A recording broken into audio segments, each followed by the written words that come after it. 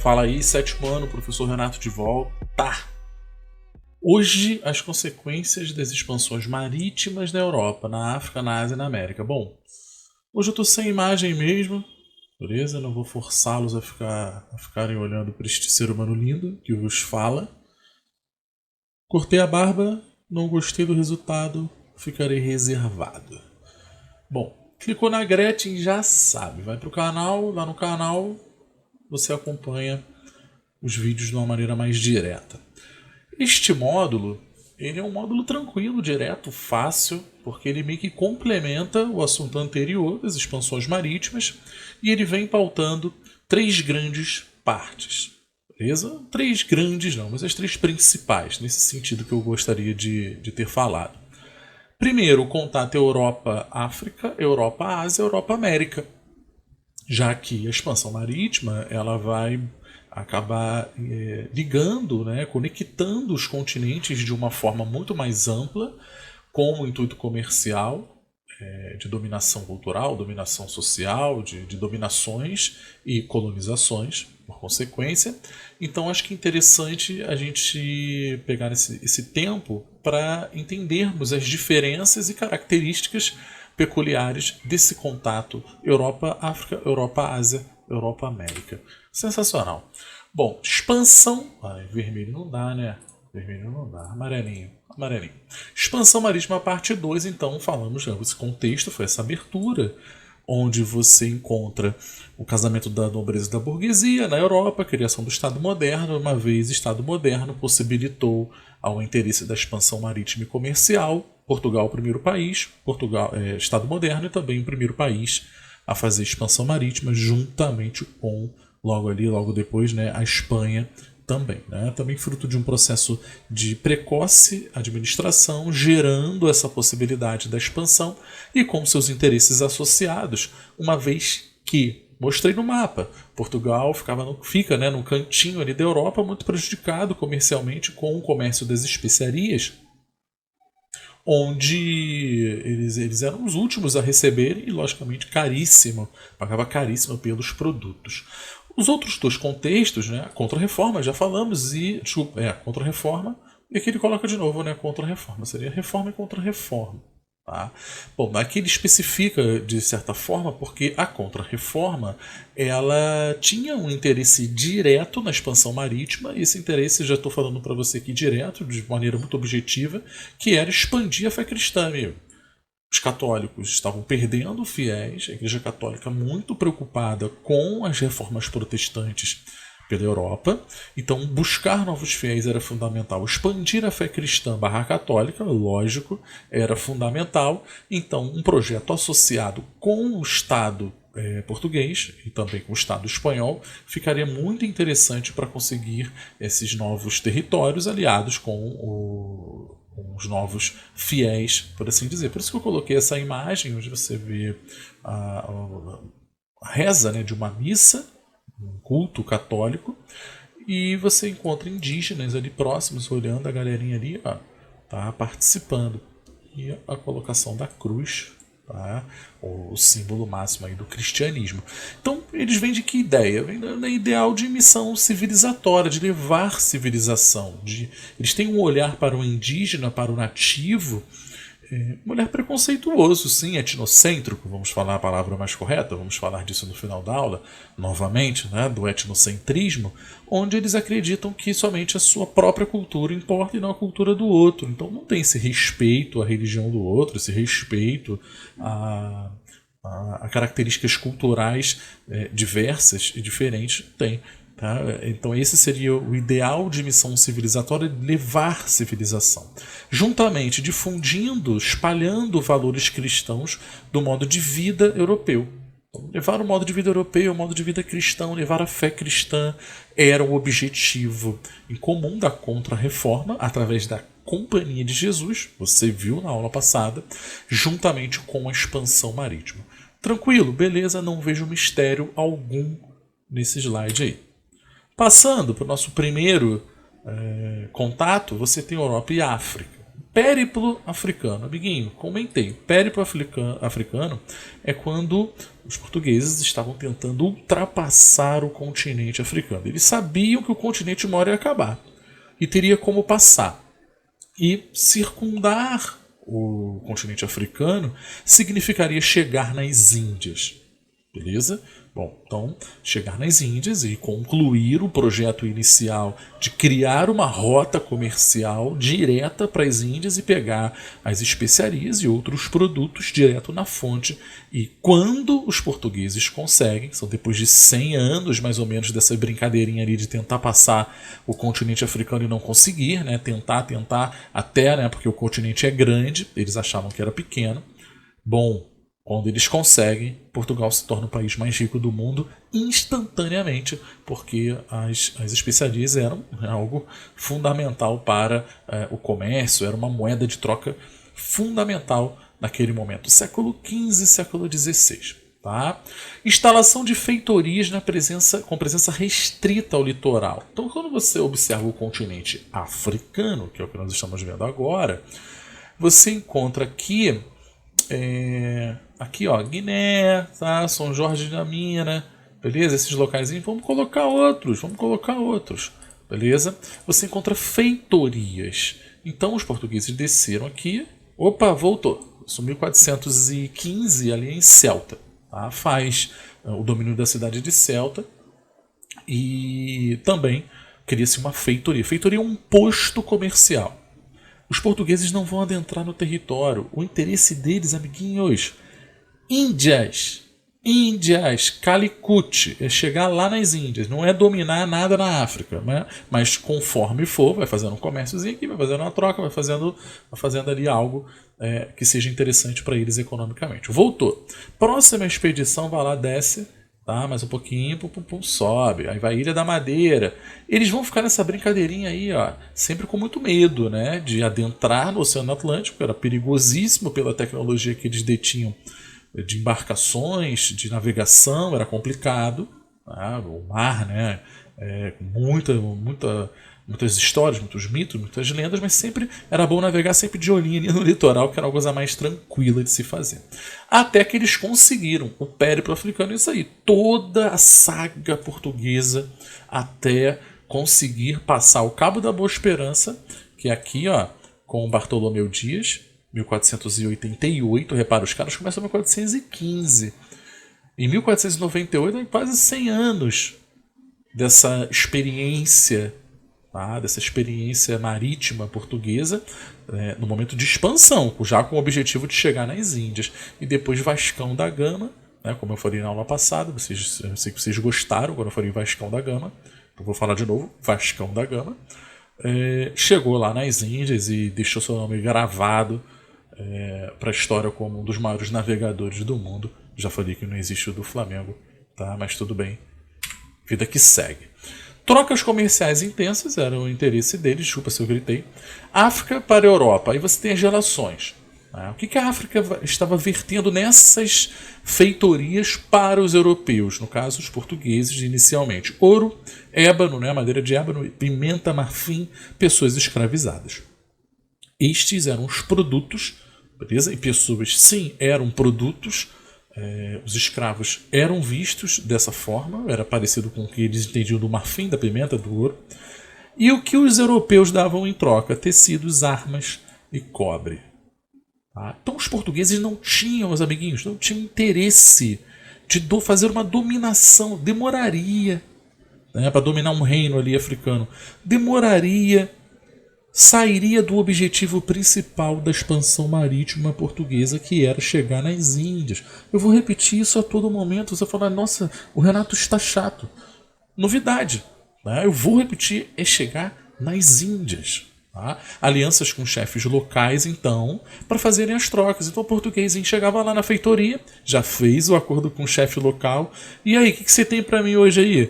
Aí já está tudo prontinho ali, já tem escravizado, já tem ouro, já tem ébano, já está tudo prontinho ali na feitoria, nesse posto comercial. Os portugueses então deixavam o tecido, arma, cobre, deixava lá o acordo, pegava o interesse deles e ia embora. Não vai fazer presença no território, não vai fazer colonização neste momento, não. O interesse deles é indireto. Numa área ou outra, eles vão se interessar, tanto que você tem Angola, você tem Moçambique, que fizeram parte da colonização portuguesa, falam português, são nossos amigos aí, nossos irmãos de idioma. Tá? E também dessa parte histórica. Presença missionária dos europeus na costa africana, realmente, né? Onde chegava o barquinho português, chegava um padre também da missão jesuítica junto para poder fazer a catequese e arrumar esses novos fiéis, já que você viu no slide anterior a ação da Companhia de Jesus. Tranquilo e calmo, tá? São essas as características que a gente precisa entender do contato Europa e África, que é o principal contato, tá? O principal contato. É interessante depois ver Europa e América, tá? Europa e América é legal. Olha aqui essa imagem. De verdinho, de roxo é o Vasco da Gama, tá? De roxo é o Vasco da Gama, que é o que chega lá. O Bartolomeu Dias, ele que é o primeiro a chegar no final da África e fala, opa, volta que deu ruim, né? Porque era o Cabo das Tormentas. Todos eles foram importantes, logicamente. E depois Pedrinho, né, Álvares Cabral, chega aqui no Brasil e descobre, entre aspas, o Brasil, logicamente. Olha o contato Europa e Ásia aí, ó. Chegada portuguesa às Índias, né, comentei, Vasco da Gama chegando lá. Tá? Acesso às especiarias era o interesse deles. Cravo, canela, pimenta, porcelana, os produtos especiais como um todo. Beleza? E também vão fazer acordos com chefes locais. Os portugueses não querem pegar o território, é só comércio mesmo, troca, mas também uma obrigatoriedade de comercializar. Beleza?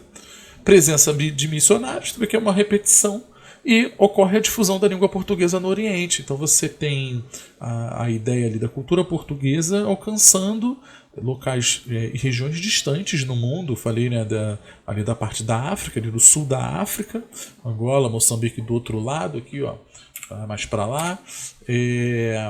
Você tem Macau, uma província chinesa que fala português até hoje. Então, assim, difundiu-se bastante a língua portuguesa, mas logo depois eles se concentraram bastante no interesse americano, né? Ou seja, na América, especialmente no Brasil, é o que a gente vai ver aqui agora. Tá? Contato Europa-América. Já de cara você tem aqui, ó, uma chargezinha, um quadrinho, tá? Como se fosse a chegada dos portugueses. Os indígenas aqui falando rápido, eles estão chegando. Lembre-se de usar máscara e de manter o isolamento social, né, na época do descobrimento. Então é o que a gente está vivendo hoje, né? Por que usar máscara, manter o isolamento social para não pegar o coronavírus, para você, né, conseguir se manter saudável. E lógico, a chegada dos europeus representou um fim do mundo para os indígenas, para os nativos, sim, de certa forma. E especialmente na questão das doenças trazidas. A gripe, por exemplo, era uma doença que não existia na América. Os americanos não tiveram contato ainda e passaram a ter. Assim como os ratinhos. Os ratos foram os europeus que acabaram trazendo com essas embarcações. Em contrapartida, tá, os europeus não tinham contato com nunca tinham tido contato com a sífilis. Pelo menos pelo que eu tenho de conhecimento. E os indígenas aqui já tinham a sífilis incubada, né, não exposta, de certa forma, até porque é muito complicado, né? É uma doença sexualmente transmissível, muito agressiva, e acabou transmitindo para os europeus também, né, devido às relações que existiram entre os povos. Né? Então é um toma lá da cá, né? Trouxe doença para um lado, levou doença para o outro. Beleza? Então ele faz essa alusão aqui. Embaixo, chegada dos portugueses. Bom, então, atuação de ordens religiosas, como eu falei, da Companhia de Jesus, que vai buscar uma catequização, uma educação.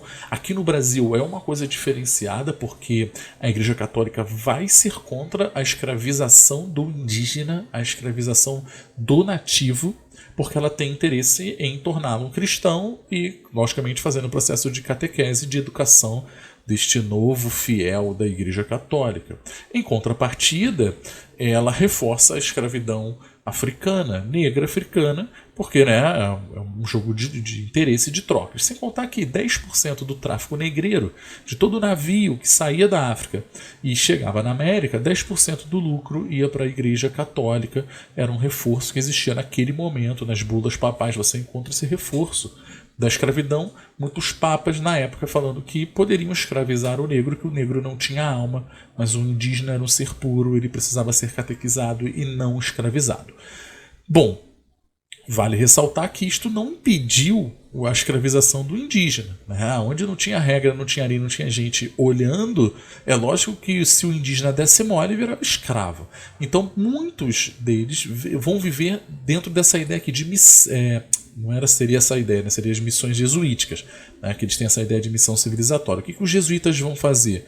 Vão criar como se fossem fazendas, que vão chamar de missão jesuítica, e se o indígena vivesse ali dentro, ele não seria escravizado oficialmente, mas ele teria que abandonar os deuses, abandonar o modo de vida indígena, passar a ter uma educação e um modo de vida europeu, vestir roupas, hora para acordar, hora para dormir, hora para se alimentar, além de fazerem as rezas e orações para dentro dos ritos católicos. É uma cristianização que vai acontecer, uma troca. O indígena botou o pé para fora dessa missão jesuítica, pode ser que ele acabe sendo escravizado. Então, muitas populações indígenas olharam e viram os portugueses chegando, todo aquele contato inicial que a princípio não foi tão violento, porque existia aquela ideia só da troca do pau-brasil, do escambo. Vamos falar um pouco mais sobre isso. Porém, muitas populações indígenas pensaram, quer saber, vou-me embora, vou lá para o interior, e adentra no território brasileiro, fugindo da chegada dos europeus. Estes conseguiram sobreviver por mais tempo, até manter a própria cultura. Para finalizar, o olhar etnocêntrico. Falamos já do etnocentrismo, que seria essa ideia de visão de mundo própria. Essa definição é interessante, que considera a sua sociedade, sua nação, seu país ou grupo étnico superiores aos demais. Então, se eu tenho um estranhamento de uma cultura, de uma outra, sobre uma característica de outra cultura, com certeza um cidadão desta outra cultura também vai ter um estranhamento sobre a minha. Eu posso achar a cultura de um país do Oriente Médio muito, mas muito diferente da nossa, né? E com certeza eles vão achar também o mesmo. O problema é você colocar as palavras certo e errado no meio. Não existe cultura certa ou cultura errada. Não existe cultura melhor ou pior. Existe a nossa cultura e a gente tem que manter a nossa cultura, sim, as nossas características que são baseadas na nossa história, na nossa vivência, a forma que a gente quer viver. Beleza? Mas falar que é mais certo ou menos certo acaba incorrendo num discurso perigoso, que é um discurso que acaba gerando uma certa violência ou certo preconceito sobre outras culturas. Então dá uma olhadinha aqui, como se fosse o europeu falando onde estão as vestes deste selvagem, e o indígena pensando, para que tantos ornamentos, né? Você sabe, o indígena não é um selvagem, correto? Só porque ele não utilizava roupas. Não tinha necessidade dele perder o tempo dele fazendo roupas. Ele estava em outro estágio do tempo histórico, vamos colocar assim, né? E isso fez com que ocorresse um estranhamento muito grande dos europeus ao chegarem e vão categorizar o nativo como sendo um bárbaro, como sendo um selvagem. É um discurso que eles também adoram, porque ficaria mais fácil e menos, com um peso muito menor na consciência ao interferir na vida desses povos quando você faz essa inferiorização deles. Né, dos povos como um todo aqui, beleza? Ele inclui a África, inclui a chegada deles na Ásia e na América também. Tá? Aqui, você repara como se fosse um padre jesuíta, um conquistador europeu, colonizador, e eles falam, são os bárbaros, tomam banho todo dia. Ué, será? Será se isso é ser bárbaro? É bom que se tome banho todo dia. Logicamente, eu sei que quando estávamos antes da pandemia, todos vocês tomavam banho de manhã para assistir lá a minha aula. Era muito bom, né? Agora eu duvido que isso aconteça às 7 horas da manhã, você em casa para assistir e participar dos hangouts, assistir as videoaulas. Duvido que tu tome banho. Vai tomar banho só depois, logicamente, tá? Mas tem que tomar o banho. É bom que a gente tenha aqui, ó, influência indígena nesse sentido, tá? E os europeus influenciaram de outra forma, os africanos de outra, e assim vai. Acredito que seja muito mais interessante. Tranquilo e calmo, beleza? Tá? Coraçãozinho. Próximo vídeo eu tento aparecer para vocês. Foi um pouco tímido, né? Um pouco reservado neste momento. Então, praticando aprendizado 198, aplicando conhecimento 199. Beleza? No mais, nos vemos no Hangouts. Grande beijo, tudo de bom e álcool em gel. Valeu!